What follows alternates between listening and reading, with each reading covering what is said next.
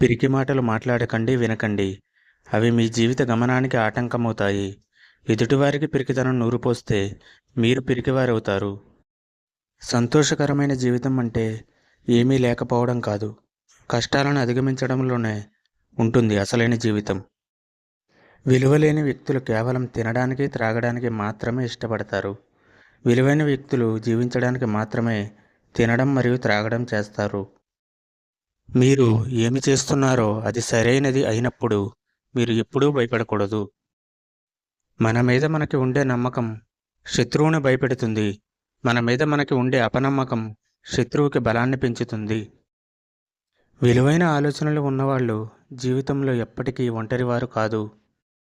ఏ నినాదం వెనుక ఎవరి ప్రయోజనాలు దాగున్నాయో తెలుసుకోలేనంత కాలం ప్రజలు మోసపోతూనే ఉంటారు. సాధువుల కులం అడగవద్దు, వారి నుండి జ్ఞానాన్ని పొందండి. కత్తికి గల పదును ముఖ్యం, వరం ముఖ్యం కాదు. మాట్లాడే విషయం గురించి పరిజ్ఞానం ఉండాలి. ఏం చెప్పాలనుకుంటున్నామో స్పష్టంగా చెప్పాలి.